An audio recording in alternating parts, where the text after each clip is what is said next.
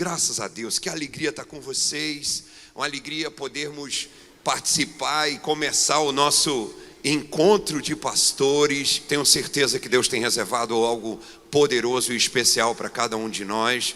Queria dar as boas-vindas a todos, agradecer o seu esforço, a sua disposição, a sua luta. Eu sei que cada um pagou um alto preço para estar aqui, preço de fé, preço de real, um preço real, foi um preço real, um preço verdadeiro que cada um pagou, se esforçou. Tem gente aqui dos rincões do Brasil, né, vindo de longe, só Jesus sabe. Meu Deus, sair de casa e realmente, Deus sabe de tudo, Deus conhece. E eu só queria que você dissesse para alguém que está do seu lado: Deus te vê. Amém? Sabe, um dos princípios da vitória é quando a gente aprende a pagar o preço. Pagar o preço. Nunca deixe de pagar o preço. Quem não quer pagar o preço é ladrão, mas aquele que se dispõe a pagar o preço será recompensado. Buscar-me-eis e me achareis quando me buscares de todo o vosso coração. Não é fácil, há desafios. Porque o diabo coloca argumentos, mas você venceu todos os argumentos. Então, parabéns para você. Você pode olhar para alguém que está do seu lado e dizer: parabéns. Parabéns para você que venceu todos os argumentos, venceu todos os empecilhos e chegou até aqui para a glória de Deus. Alguém pode dar um aplauso a Jesus por isso? Você é um vencedor da fé. Você é um vencedor da fé. Você venceu as barreiras e chegou até aqui. Louvado seja o Senhor. Um abraço especial para todos vocês que se esforçaram. E eu quero trazer uma palavra do Senhor. Com certeza, eu sou o mensageiro João Batista. Ou seja, prepara as costas, porque vem uma palavra de correção, mas de vitória. Amém? Vamos lá. 1 Samuel 8:3. 1 Samuel 8:3, porém seus filhos não andaram pelos caminhos dele, antes se inclinaram à avareza e aceitaram subornos e perverteram o direito. 1 Samuel 8:3. Senhor, por favor, fala conosco, abre os nossos olhos, ajuda-nos a entender a tua palavra nessa mensagem que não é tão fácil, mas o Senhor conhece o nosso coração. E nós estamos aqui para vencer. Nós estamos aqui, Senhor, para ser trabalhados. Nós estamos aqui para ter o nosso encontro contigo. Mesmo que isso signifique passar pelo vale, como Jacó passou. Oh, meu Deus. Ele foi confrontado com seus próprios desafios. E nós pedimos em nome de Jesus: fala conosco, fica à vontade entre nós, porque esse encontro é contigo. E é no nome de Jesus que oramos e agradecemos. Amém, e amém, e amém. O tema dessa mensagem é: Deus não tem netos. Deus não tem netos. O profeta Samuel é uma das mais lindas expressões de pureza e integridade na história bíblica. Um homem que no final da vida reuniu sua nação e pediu que por favor denunciassem qualquer tipo de erro que ele tivesse cometido, e ninguém tinha nada para denunciar, porque ele viveu uma vida ilibada, ele viveu uma vida de caráter, ele viveu uma vida de integridade. Porém, seus filhos não andaram pelos caminhos dele, antes se inclinaram à avareza, aceitaram subornos e perverteram o direito. E a pergunta é: onde foi que ele errou? Onde foi que Samuel errou? Eu vou dar algumas sugestões. Eu peço que você me ouça com carinho, porque essa mensagem não é para Samuel. Essa mensagem é para os sacerdotes de hoje. Essa mensagem é para nós. O primeiro erro de Samuel foi no tempo. A Bíblia diz que tendo Samuel envelhecido, 1 Samuel 8:1 diz: tendo Samuel envelhecido. Ou seja, a única menção sobre alguma atitude de Samuel com seus filhos é na velhice. Diga misericórdia. Por que a Bíblia não fala de nada mais? Você não vai encontrar nada mais. A única menção é essa. É a única menção de Samuel interagindo com seus filhos, e justamente essa menção é dita na velhice. Então eu imagino, e aqui a minha imaginação, pelo amor de Jesus, entenda, isso não está escrito na Bíblia, mas eu imagino Samuel, um homem totalmente dedicado ao seu trabalho, ao seu ministério, mas sem tempo para a família. E você pode dizer, pastor, mas não deve ser assim? Não, não deve ser assim. Nós precisamos ter equilíbrio. Não existe falta de tempo. O que existe são outras prioridades. Você sempre terá tempo para aquilo que é sua prioridade, sim ou não? Sempre vamos ter tempo para aquilo que é a nossa prioridade. Quando é prioridade, a gente consegue tempo. Filhos adiados se tornam netos. Filhos adiados se tornam netos. Eu imagino os filhos de Samuel, muitas vezes procurando seu pai, ou precisando do seu pai, ou desejando ter o tempo do seu pai, mas eles nunca tiveram. Então eles, embora fossem filhos, foram criados como netos. E o neto é uma pessoa, e eu tenho 5 netos hoje, graças a Deus, mas o neto é uma pessoa que o avô ama, mas o avô não vive o tempo todo com o neto. Quem devia viver o tempo todo com o neto é o pai e a mãe, sim ou não? Normalmente o avô e a avó, ele beija o neto, mas quando o neto faz cocô, ele devolve o papai para a mamãe. E é assim, é uma estrutura de relacionamento diferente, completamente diferente. O segundo erro de Samuel foi no presente. A Bíblia diz, tendo Samuel envelhecido, constituiu seus filhos por juízes sobre Israel. Então, o primeiro foi no tempo, mas agora ele erra no presente que ele dá para os seus filhos. Ele deu posição em lugar de educação. Deu o quê? Posição em lugar de educação. E uma posição, o máximo que nos dá, é um tempo para demonstrar a nossa educação. Quando os 2 filhos de Samuel, eram 2 filhos, foram colocados como juízes, eles demonstraram a educação que eles tinham de canalhas, educação de canalhas. Fizeram tudo ao contrário do caminho do seu pai, porque eles não tinham sido ensinados pelo seu pai. Eles foram criados por outros. Eles foram, e aqui é pensamento meu, você tem toda a liberdade de questionar, mas a Bíblia diz, pelos frutos conhecereis, sim ou não? A Bíblia nos manda fazer uma leitura de frutos, e você agora encontra os filhos de Samuel com um fruto completamente oposto ao pai. Por que eles têm um fruto oposto ao pai? Porque não receberam a educação que o pai poderia dar. Tudo o que eles precisavam era da educação que seu pai nunca teve tempo de lhes dar. Dá trabalho. Vou contar para vocês meu testemunho. Minha filha está conosco esses dias, minha filha Rebeca, o meu genro Josh, eles pastoreiam no México, mas estão conosco esses dias, estão na minha casa. Meu netinho é muito apegado comigo, meu netinho Israel, tem 3 anos, é muito apegado comigo. E ele acorda e ele já vai para a porta do meu quarto bater, vovô, vovô. E aí eu levanto, né? Porque tem que levantar, senão ele derruba a porta. Ele fica lá na porta batendo, eu levanto, e ele diz, eu quero Todd, quero todinho. Aí eu vou fazer o todinho para ele, eu levanto para fazer o todinho para ele. E gente, ele estava levantando muito cedo, cansado, querendo dormir, eu querendo dormir, cansado, querendo dormir já, porque ele dorme cedinho, mas eu durmo tarde. Então, aí eu fiz uma coisa, eu falei, você quer assistir alguma coisa, meu neto? Quero, vovô, você põe um desenho para mim? Ponho. Coloquei desenho no meu neto. Minha filha acordou, depois chegou, né, e disse, pai, você está colocando Israel para assistir desenho. Eu falei, pode ter sido. Pode ter sido. Pai, o senhor notou que o Israel está mais nervoso? Filha, sabe por quê, pai? Porque você está colocando Israel para assistir desenho. Você precisa resolver suas coisas, você coloca o Israel para assistir desenho. E a criança exposta às telas é outra criança.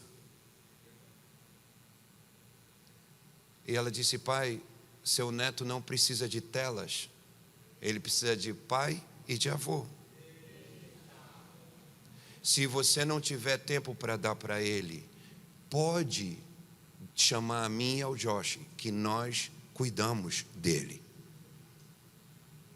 Essa palavra da minha filha foi como uma surra de Jeová. Eu falei: Senhor, estou em pecado. Eis aqui o teu servo em pecado descoberto. E agora o que farei da minha vida, Jesus?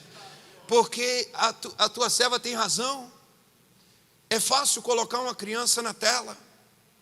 É fácil pensar nas atividades que nós temos, no tanto de coisas que nós temos para resolver. E eu não preciso contar para vocês, que vocês sabem da sua própria vida. A gente acorda com a agenda cheia, pensando em tanta coisa, e é fácil você simplesmente jogar uma criança na tela e deixar de dar para ela a única coisa que ela precisa: educação. Um professor, uma professora, não do colégio, mas da fé. Um professor e uma professora do sangue. Um pai, uma mãe. Alguém que realmente vai ensinar o que essa criança precisa. Mas Samuel estava ocupado demais, cuidando da nação de Israel, cuidando da igreja, cuidando das coisas do Senhor, que são preciosas e devem ser cuidadas com carinho. Mas o primeiro ministério de todo ser humano é a sua família. E se nós não conseguimos exercer o primeiro ministério da nossa vida, que ministério nós vamos exercer? Que autoridade teremos? A palavra do Senhor diz: você já sabe, se o bispo não consegue cuidar bem da sua casa, e aí depois você lê na Bíblia, deixa para lá. Em terceiro lugar, Samuel errou nos avisos. A Bíblia diz: porque já lhe disse que julgarei a sua casa para sempre pela iniquidade que ele bem conhecia, porque seus filhos se fizeram execráveis e ele os não repreendeu.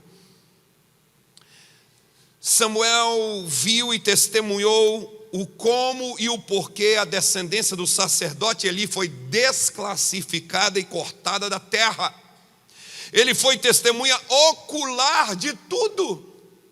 Deus avisou várias vezes, inclusive pelo próprio profeta Samuel, e ele nunca entendeu que isso poderia acontecer com ele.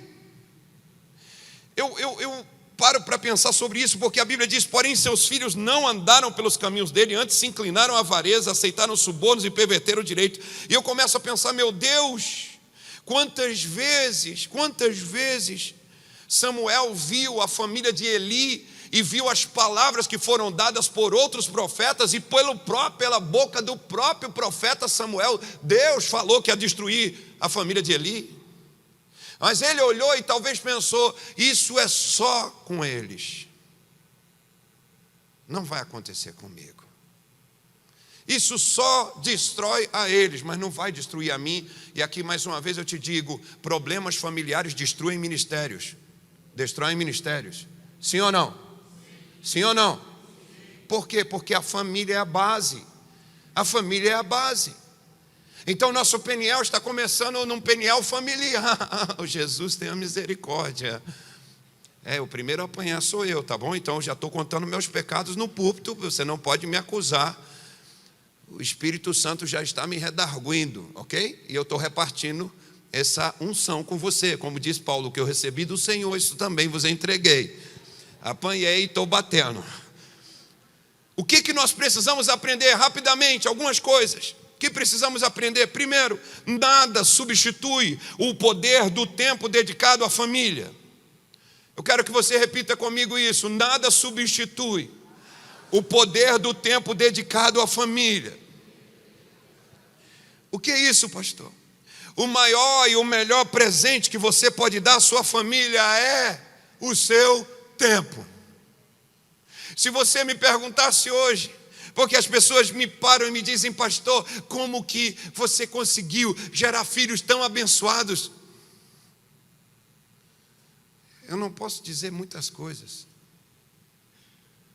mas eu creio que a coisa talvez mais preciosa foi o tempo. Ficar com eles, brincar com eles, ter tempo para eles, dizer não para uma ovelha para dizer sim para um filho, dizer depois para um aconselhamento para dizer agora para o filho. Alguém está me escutando? Coisas que às vezes a gente esquece. Família deveria ter a maior parte do seu tempo. Uma das razões da destruição da família moderna foi a mudança do tipo e maneira de trabalhar do homem, porque os empregos antigos eram familiares, as profissões eram familiares, os filhos aprendiam com os pais a profissão e desenvolviam na companhia deles. Eu quero que você pare para pensar um pouquinho na família de José e Jesus, Jesus e José. Jesus, qual a profissão que Jesus recebeu? Quem sabe? Qual foi a profissão? Por que ele era carpinteiro? Porque o pai dele era. E no passado, como que se fazia? O pai passava a profissão para o filho. Que vantagens isso trazia? Muitas. O tempo que o pai está transmitindo a profissão era tempo de convivência com seu filho, sim ou não? Ele está ensinando, ele está dizendo para Jesus, Jesus é assim, essa madeira aqui é a madeira tal, a gente corta dessa maneira, aí tem que ser assim, tem que esperar um tempinho, deixa ela aqui, essa outra você pode fazer de uma vez, mas essa aqui você tem que ter mais paciência. E aí eu imagino José ensinando lições de vida a Jesus, enquanto passava a profissão. Eles tomavam café juntos, almoçavam juntos, jantavam juntos, saíam para lanchar juntos. Eles tinham tempo de convivência, porque a profissão estava sendo transmitida. Hoje a família das pessoas são seus colegas de trabalho, e é com eles que elas vivem a maior parte da sua vida. E tristemente, nós somos mais próximos de outras pessoas do que da nossa própria família. Eu deixei alguns conselhos aí. Busque profissões que te permitam ter mais tempo com a família. E eu acho que o ministério deveria ser uma delas, porque o pastor tem o poder de decidir como vai aplicar o seu tempo. Então decida aplicar o seu tempo de forma a cuidar primeiro da sua família, porque os frutos virão e depois você vai agradecer de ver a sua família abençoada e estruturada. Se você priorizar a família, dê prioridade a profissões e empreendimentos familiares. A família unida jamais será vencida. Quem pode dizer amém? Amém. Eu proponho uma reestruturação cultural, onde as famílias aprendam a se valorizar e a construir relacionamentos diferentes, incluindo na parte do trabalho. Em segundo lugar, deveríamos aprender que não há atalhos nem anestesia na formação de caráter. Não há atalhos nem anestesia na formação de caráter. Mais uma vez, citando meu neto, ele está lá em casa esses dias, e quando a gente não faz alguma coisa que ele queria que fosse feito, ele fica bravo, e ele diz: vovô, eu estou molesto. Eu estou molesto. Outro dia ele virou para mim e disse: vovô, eu estou brigando com você. É que ele queria me dizer assim, eu não tinha percebido que ele estava chateado, e ele queria me dizer que estava chateado, estava bravo. E ele disse: vovô, eu estou brigando com você. E colocou aquela cara assim, como quem disse: você está entendendo? Eu estou fazendo cara feia, você está vendo? Meu genro muitas vezes precisa discipliná-lo. Me dói o coração de avô, porque coração de avô é mole. Mas minha filha dizia para mim: pai, você me disse tantos nãos, que eu tenho poucas lembranças de sim enquanto eu crescia. Você me bateu tanto, você me disse tanto não. Eu não podia ir nas festas, eu não podia fazer o que todo mundo podia, eu não podia me comportar como todo mundo se comportava, porque você me talhou.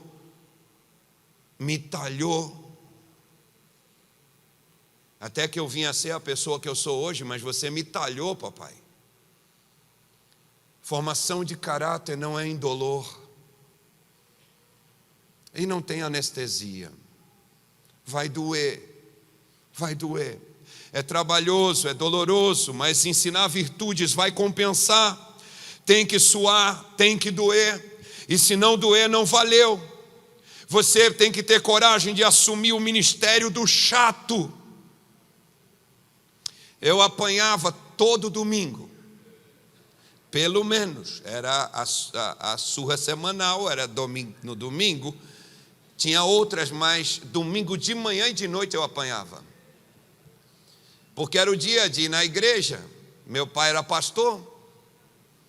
E meu pai dizia, não corre na igreja, menino. Mas quando eu chegava na igreja, parece que ligavam as rodas nas minhas pernas. Eu corria, meu pai olhava para mim lá do púlpito, abria aquele olho, ele só levantava uma sobrancelha. Eu sabia que eu era um menino apanhado. Era questão de tempo, de chegar em casa, ele me levar para o quarto com aquele chinelo grandão, e eu ia apanhar o suficiente para ouvir de novo, você não vai correr na igreja. Você pode correr antes do culto, você pode correr depois do culto, mas quando você entrar na igreja, você vai se comportar direitinho. Apanhei até os 8 anos de idade, que foi quando eu fiz uma pergunta para o meu pai, eu disse, quando eu vou parar de apanhar? E ele disse para mim, quando parar de precisar. Eu falei, pois eu não vou mais precisar. E realmente não precisei. Eu falei, esse negócio de apanhar não está muito legal. Cansei. E aí eu parei, com 8 anos eu parei de apanhar. Agora, meu pai era uma pessoa séria, dura. Quando meu pai dizia assim, Lauzinho, eu dizia, oi. Ele dizia, oi? Vem aqui. Seu pai chamar você, não é seu amiguinho que está te chamando, é o seu pai. Sua resposta é, sim, Senhor. Sim, porque você vai fazer o que eu mandar, e Senhor, porque eu sou seu Senhor. Você entendeu? Sim, Senhor. Assim eu fui criado. Meu pai não precisava falar. Meu pai movesse um pouquinho a sobrancelha, a minha respiração parava. Falava, será que essa é de apanhar? Eu morro ou fico vivo nessa? Não. Quantas vezes eu achei isso chato? Mas ele estava formando um bom homem. Ele estava formando um homem digno. E homens dignos são formados com correção, com repreensão. Homens dignos são formados com alguém chato na vida. Pais chatos, filhos bons. Pais frouxos, criam demônios. Porque hoje nas escolas já não tem alunos, tem demônios. Os professores estão desistindo da profissão de professor, porque quando eles chegam na sala de aula não tem aluno, só tem demônio. São demônios que não respeitam nem os próprios pais, vão respeitar professor. Eles não têm educação, não foram ensinados. O cristão da família tem que ser o professor de caráter. O que mais nos abençoa na vida são os nãos que nós recebemos. São os nãos que nos fizeram. E eu posso dizer a você que eu fiquei tão feliz, porque eu vejo o meu genro está sendo um formador de caráter na vida do meu neto tremendo. Eu já tinha até esquecido como é que faz, mas ele está me lembrando. Porque quando o meu neto diz que está molesto, eu estou molesto.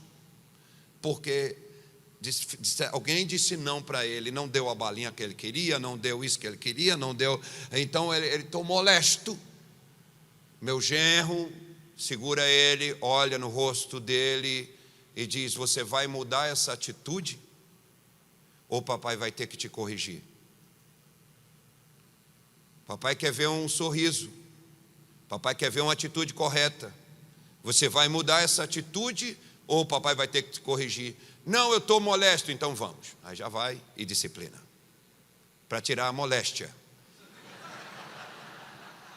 A moléstia. Nasce com a gente a moléstia. Ela nasce.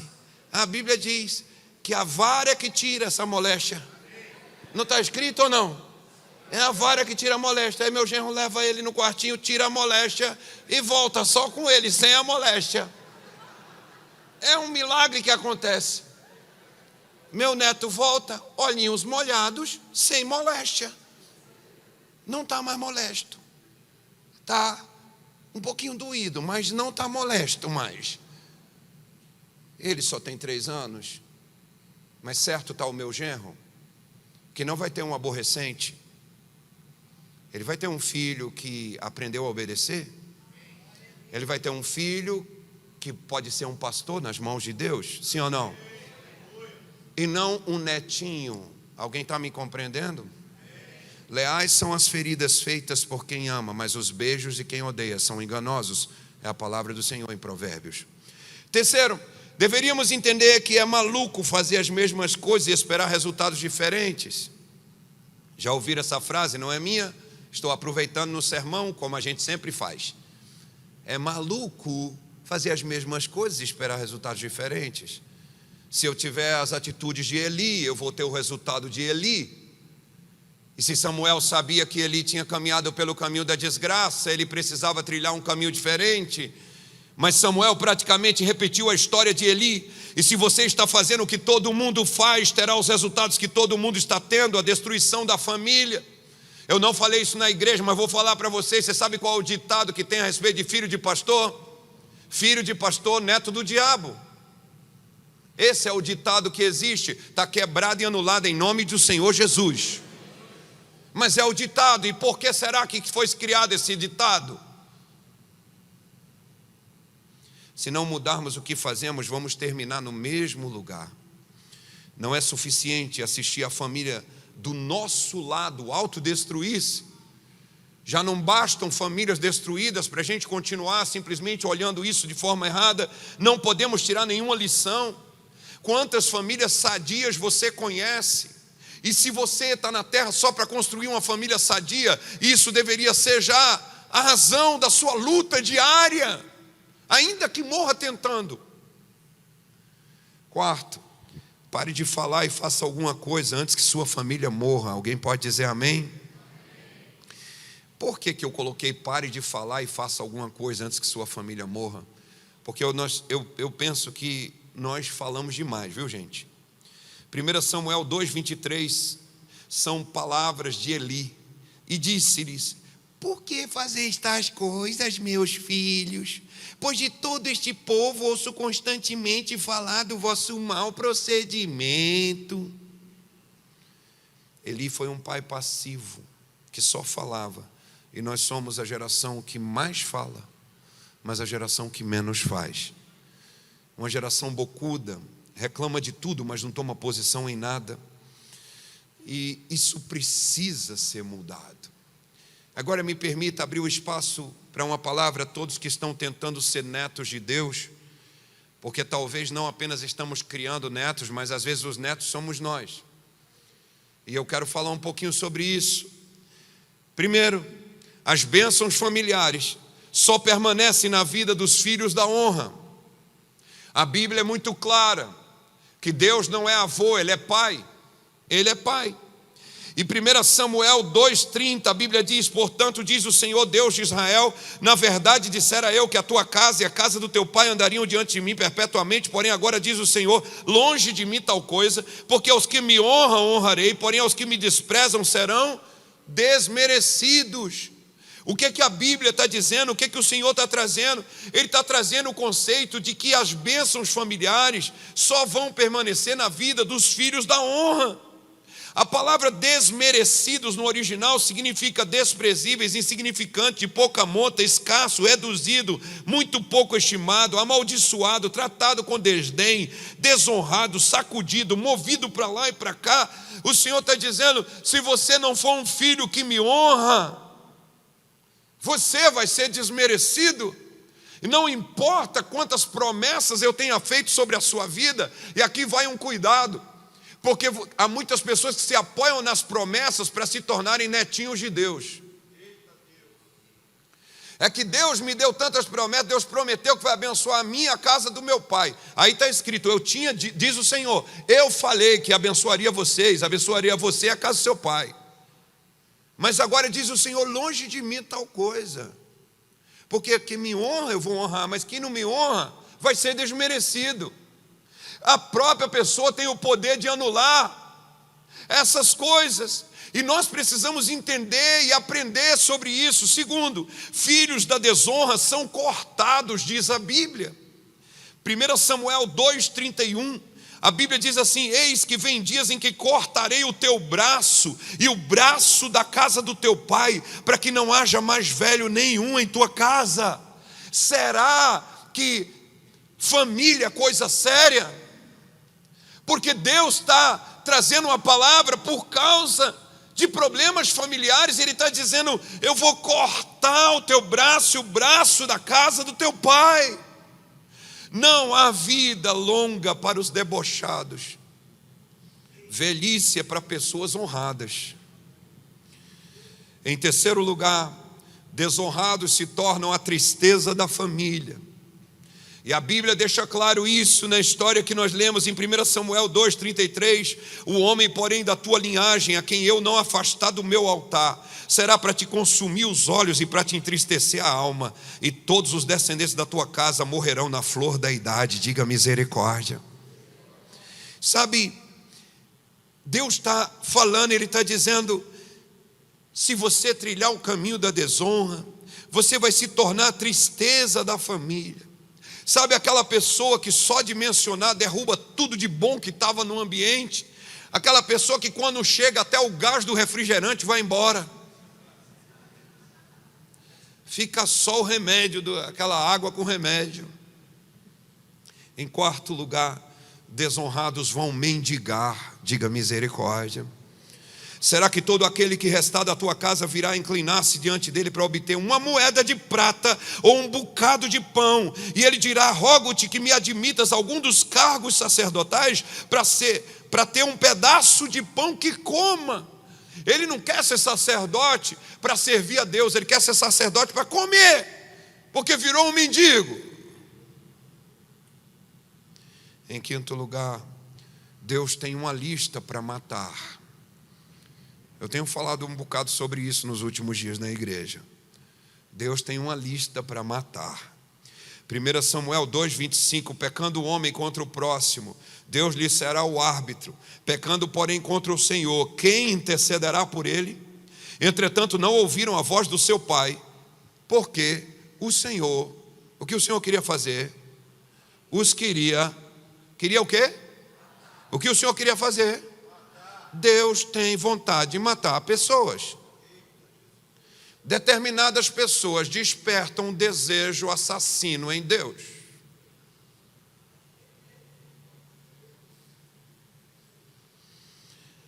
Não sou eu que estou dizendo, está escrito na sua Bíblia ou é só na minha?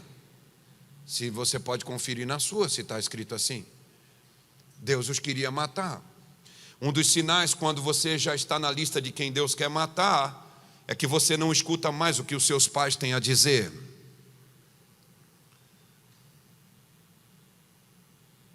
Pastor, eu tenho que levar essa mensagem lá para alguém. Leve, mas ouça você primeiro. Em sexto lugar, uma ótima maneira de conhecer um neto de Deus é que eles não crescem no favor do Senhor nem dos homens. Uma ótima maneira de conhecer os netos de Deus é que eles não crescem no favor do Senhor nem dos homens. 1 Samuel 2,26, mas o jovem Samuel crescia em estatura e no favor do Senhor e dos homens. Ele não era neto de Deus, os filhos dele eram, mas ele não. Ele era filho de Deus, e ele crescia em estatura e em favor do Senhor e dos homens. Ou você cresce ou você decresce. Só tem essas duas opções, não há meio termo. Filhos de Deus estão sempre crescendo no favor de Deus e no dos homens. Eles não apenas têm o favor de Deus, mas eles têm o favor dos homens cada vez mais. Se você não tem o favor dos homens, provavelmente não é filho. Você está tentando ser um netinho de Deus. Você só quer direitos, você só quer os benefícios, e por isso você não cresce no favor das pessoas. Samuel não buscou benefícios, ele buscou trabalho. E o trabalho que ele buscou resultou muito para ele, porque ele alcançou, ele cresceu no favor de Deus e no favor dos homens. Os homens amavam Samuel. E Deus amava Samuel. Nós olhamos para as pessoas e talvez não vemos nelas o carinho que nós gostaríamos de ver, mas talvez está faltando a nossa atitude. Não estamos crescendo no favor do Senhor e no favor dos homens. E uma das características de filho de Deus é que cresce, e o neto não. O neto não. O neto perde o favor de Deus e perde o favor dos homens. Em sétimo lugar, filhos de Deus são sacerdotes. Filhos de Deus são o quê? Sacerdotes. Me chama a atenção o fato de que os filhos de Samuel não puderam ser sacerdotes. Eles foram colocados como juízes, mas não como sacerdotes. Eles não tinham coração de sacerdote. Eles não tinham atitude de sacerdote. Eles não tinham vida de sacerdote. 1 Samuel 2,28, eu o escolhi dentre todas as tribos de Israel para ser o meu sacerdote, para subir ao meu altar, para queimar incenso e para trazer a estola sacerdotal perante mim. E dei à casa de teu pai as ofertas queimadas dos filhos de Israel. Veja a expressão, eu destaquei aí em amarelo. Eu escolhi dentre todas as tribos de Israel para ser o meu sacerdote, para fazer três coisas: para subir ao meu altar, para queimar o incenso e para trazer a estola sacerdotal. As três coisas que Deus queria que o sacerdote fizesse: primeiro era subir ao altar, e isso fala que o sacerdote tem um altar construído. Ele tem um altar construído no qual ele ministra. Sacerdote foi feito para o altar. E não estou falando do púlpito da igreja, eu estou falando da nossa relação pessoal com Deus, porque o púlpito é consequência da nossa relação pessoal com Deus. O sacerdote foi levantado para subir ao altar, para queimar incenso, que nós sabemos que são as orações, a adoração, essa nossa elevação de alma ao Senhor, e vestir a roupa do sacerdote. Sabe, o pastor às vezes esquece que é sacerdote. Ele começa a se envolver tanto em tantas coisas, ele esquece que é sacerdote. Ou somos sacerdotes ou somos netos, mas Deus está chamando os sacerdotes, e as recompensas dos sacerdotes são infinitas. Eu vou mencionar apenas algumas recompensas. Primeira, o sacerdote ouve Deus. Diga comigo, ele ouve Deus. E essa é a essência da vida do sacerdote, porque ele ouve Deus, ele está em comunhão com Deus. Sacerdote era a pessoa que precisava escutar Deus. Ele ouve Deus, e como ele ouve Deus, ele sabe o que vai acontecer. E como ele sabe o que vai acontecer, ele sabe o que deve fazer. Veja como uma coisa puxa a outra. Ele ouve Deus, ele sabe o que vai acontecer e ele sabe o que deve fazer, porque ele ouve Deus. Mas quem não ouve Deus não sabe o que vai acontecer e não sabe o que deve fazer. A Bíblia diz que Deus não faz nada sem revelar primeiro àqueles que estão vivendo em intimidade com Ele.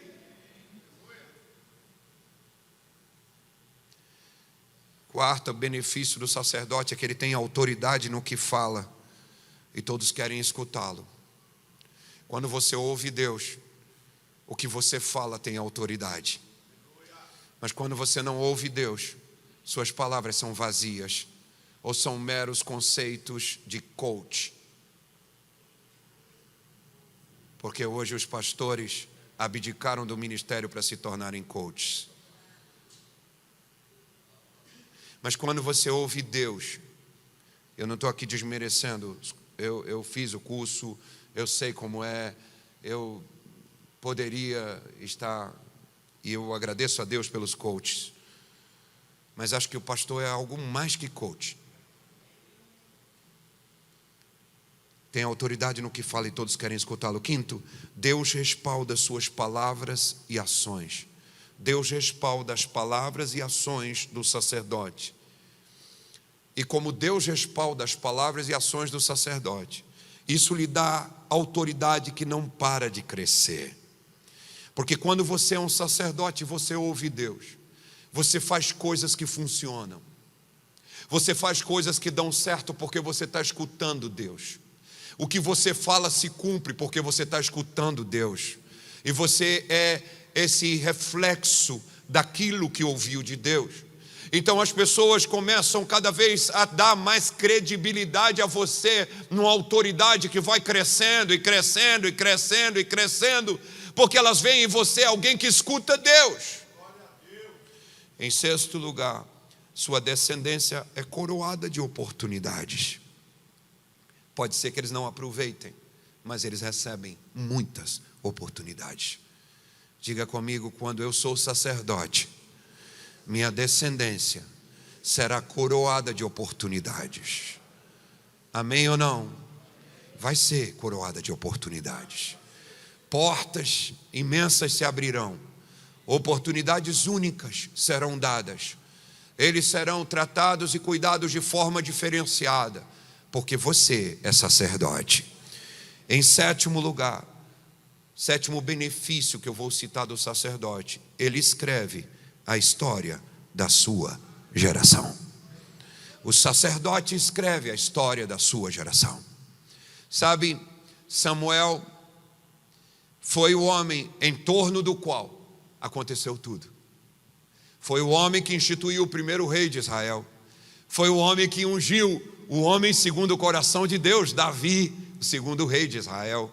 Foi o homem ao redor do qual tudo acontecia. Porque quando você é um sacerdote, a história acontece ao seu redor.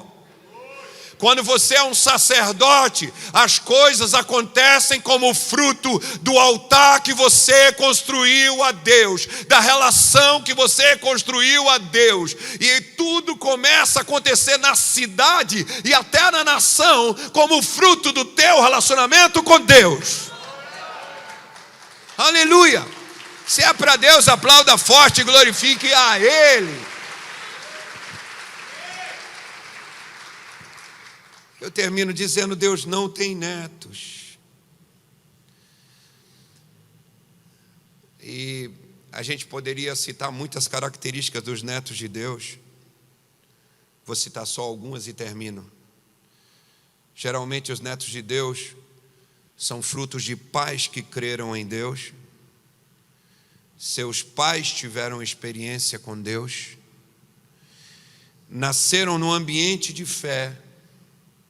Foram criados na igreja. E esse é o caminho natural de netos. Observaram e aprenderam a linguagem da fé. Eles sabem falar a paz do Senhor, Deus te abençoe. Eles sabem falar: eu estou orando, mas não estão, eles só oram para comer quando oram. Em sexto lugar, eles desfrutaram dos benefícios da fé dos seus pais. Porque de benefício, neto entende. Neto entende benefício. Sétimo, se tornaram levianos com Deus. Deus tenha misericórdia. Eu começo esse encontro chamando você para um momento de reflexão. Sou eu filho ou neto de Deus? Será que o tempo, o costume de pegar um microfone e pregar para os outros, a liberdade de pastorear um ministério, a confiança, a credibilidade, roubaram de mim as características de um filho, de um sacerdote. Quero que nós possamos ter um tempo de orar. Samuel, profeta admirado, nem sei o quão perto das virtudes de Samuel eu poderia chegar ou me comparar. Um homem tremendo, único, que ninguém podia acusar de nenhum defeito, cuja família completamente destruída. Filhos que repetiram a história dos filhos de Eli. E eu quero convidar você a fechar seus olhos, nós vamos orar. Talvez você se identificou como Samuel hoje. Tua vida é uma vida de integridade, uma vida que tem procurado seguir o caminho de Deus, mas você tem uma falha, e a sua falha é que você não dá tempo para a sua família. Se tem alguém que não tem dado tempo para a sua família, eu quero que fique de pé no seu lugar, eu vou orar por você. Você que sente que não tem dado o tempo que a sua família precisa, fica de pé no seu lugar. Deus te conhece, Deus sabe o teu coração. Eu não imagino que Samuel tinha má intenção. Samuel tinha boa intenção. Talvez Samuel dizia, como os pais da fé diziam na igreja, quantas vezes: o que vale é a obra de Deus. Família, se sobrar tempo eu dou. Foi assim que grandes homens de Deus viram seus filhos nas drogas. Foi assim que grandes homens de Deus viram seus filhos se tornarem escória da sociedade. Mas Deus está chamando os sacerdotes e dizendo: Samuel, teu primeiro ministério é a tua casa, Samuel. Samuel, quando vier a unção de avivamento, ela vai converter o coração dos filhos aos pais e dos pais aos seus filhos. Por quê? Porque uma unção de avivamento miraria na família? Por que a unção de avivamento se focaria na família? De que vale uma igreja linda com a família destruída? De que vale um pregador tremendo, um sacerdote ilibado, cuja família está destruída? Deus está dizendo: filho, eu quero fazer voltar o teu coração. Oh, Rabacharabacai, ainda há tempo, ainda há tempo, não terminou. Enquanto a vida há esperança, diz a palavra do Senhor. Oh, e é melhor um cachorro vivo do que um leão morto. Mesmo que você olha para a tua casa e diz: meu Deus, parece uma casa de vira-lata. Deus está dizendo: tranquilo, tranquilo, é melhor um cachorro vivo que um leão morto. Enquanto a vida há esperança, ainda que pareça que a tua casa virou um ninho de cachorro, Deus está contigo, Ele está te chamando de volta. Ele está dizendo para você: volta para casa. Volta para casa, meu filho. Volta para casa. Abraça, ama, adota. Abraça com o abraço que só você pode dar. Gasta teu tempo, investe teu tempo, as tuas oportunidades de amar, porque as crianças não esperam, elas crescem do dia para a noite. E hoje é o dia de adiar um aconselhamento, adiar e dizer: meu irmão, vou te atender semana que vem, porque agora eu vou para o parque de diversão com meu filho. Eu vou te atender semana que vem, meu irmão, porque antes de eu salvar a tua família, eu preciso salvar a minha. Antes de eu te ajudar a criar os teus filhos, eu preciso criar os meus. Ainda que o teu filho já está afastado, Deus está te dizendo: meu filho, você é filho, você não é neto. E eu não te fiz pai de netos, eu te fiz pai de filhos. Então volta para casa, meu filho. Eu vou levar unção sobre a tua vida. Eu vou levar graça sobre a tua vida. E eu vou perdoar os teus pecados. Se você sente que falhou diante de Deus, levanta sua mão. Eu quero orar. Ora a Deus e diz: me perdoa. Meu Deus, me perdoa. Me perdoa pelas telas que eu coloquei. Me perdoa pela falta de tempo, falta de dedicação, falta de paciência. Me perdoa pela falta de fé. Me perdoa, me purifica, me limpa agora. Senhor, eu renuncio essa visão errada de que a igreja está acima de tudo. Não. Meu ministério começa em casa. Eu vou edificar uma casa como Josué, que disse: eu e a minha casa serviremos ao Senhor. E não importa quem vocês vão servir, mas eu e a minha casa serviremos ao Senhor. A palavra do Senhor diz: crê no Senhor Jesus e serás salvo, tu e toda a tua casa. Tu e a tua casa. Deus não tem salvação para uma pessoa, Deus tem a salvação para a família toda. Então recebe salvação na tua casa. E se falta alguém na tua casa, Deus vai usar você. Você vai amar, você vai cuidar, você vai viver com essa pessoa, você vai abraçar, porque Deus é contigo. E você não vai repetir a história de maldição de outros. Mas eu declaro transformação na tua casa, transformação na tua família, pelo poder do nome e do sangue de Jesus. Venha transformação na tua casa. Esse encontro vai marcar um antes e depois na história da tua família. Oh, aleluia. Agora pode se assentar.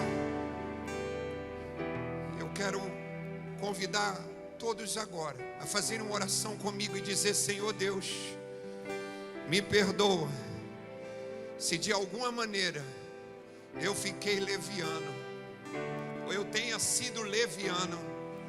Senhor, me perdoa se eu abandonei qualquer das características de um sacerdote.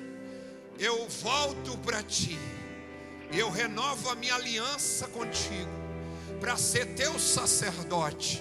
Antes de qualquer coisa, eu quero te ouvir, eu quero te escutar, eu quero te servir, eu quero subir ao teu altar e queimar incenso, e vestir a roupa de sacerdote. Qualquer pessoa que me vê, vai ver um sacerdote, e na tua presença, eu vou ser filho e não neto, filho e não neto. Eu declaro a renovação da minha aliança, para ser teu sacerdote. Quantos aceitam o desafio de ser sacerdote do Senhor? Fica de pé no seu lugar.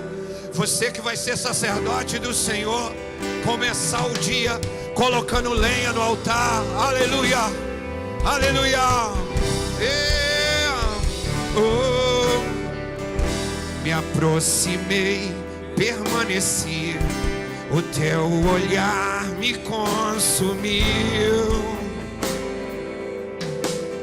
Eu sou todo teu, me aproximei, permaneci, o teu olhar me consumiu.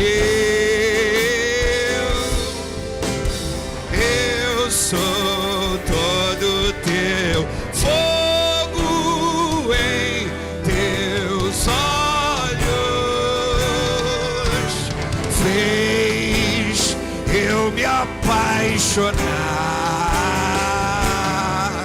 queimou todos os outros amores,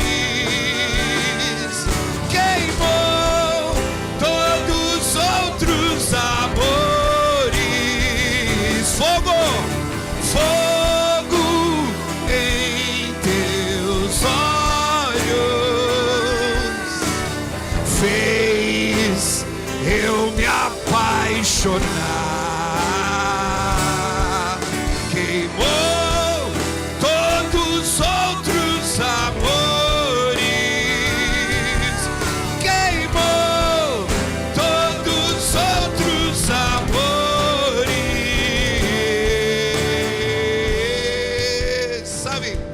Quando Daniel teve a visão, ele viu os seus olhos como chamas de fogo. Oh, aleluia. Daniel era um homem que orava 3 vezes por dia. Por isso ele teve a visão, aleluia. Ele pôde ver, ele viu os seus olhos como chamas de fogo. O Deus que ama, mas é justo. O Deus que ama, mas é fogo. Ele é fogo, ele é fogo, ele é fogo, ele é fogo. Quem tem temor de Deus, esse fogo expressa o temor a Deus. Esse fogo expressa a justiça de Deus. Esse fogo expressa um Deus que vê tudo. E essa canção diz: eu ainda tenho fome, meu Deus. A minha fome pela tua presença não acabou. E eu ainda tenho lenha, eu quero que o Senhor queime. Eu ainda tenho fome, eu ainda tenho lenha. Pode vir queimar, pode me queimar. Eu ainda tenho fome, eu ainda tenho lenha. Pode vir queimar, pode me queimar.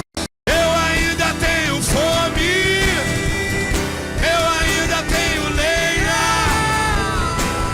Pode vir queimar, pode vir. Fogo fez eu me apaixonar, Senhor, fez eu me apaixonar. Queimou todos os outros amores, queimou todos os outros amores. Fogo, fogo em teus olhos fez eu me apaixonar. Queimou todos os outros amores, queimou todos os outros amores.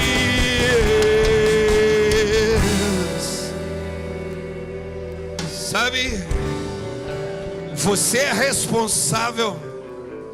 Você é responsável de manter o fogo aceso. A Bíblia diz: o fogo arderá continuamente sobre o altar, não se apagará. Mas o sacerdote cada manhã vai colocar lenha nova nesse altar. E nos tornamos responsáveis. A chama não vai apagar. Nos tornamos responsáveis. A chama não vai apagar.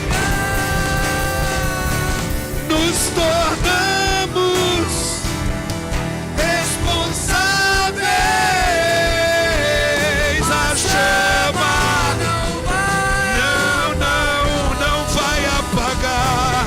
Nos tornamos responsáveis. A chama não vai apagar. Fogo, aleluia. Fogo em Deus fez eu me apaixonar, Senhor. Eu me apaixonar. Queimou todos os outros amores, queimou todos os outros amores.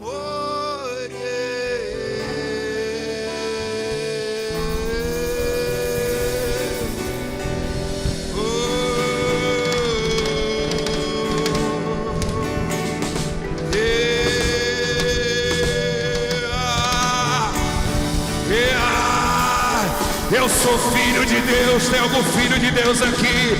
Eu sou sacerdote do Senhor. Eu vou levantar de manhã cedo para servir o meu Deus. Acordar de manhã, colocar lenha, lenha, lenha, lenha, lenha, lenha, lenha, lenha, lenha, lenha, até o fogo queimar. Aleluia. Não vai faltar fogo nesse altar, amém? Louvado seja o Senhor. Você pode dizer para alguém que está do seu lado: você é um filho de Deus. Quem é filho de Deus aqui diz amém.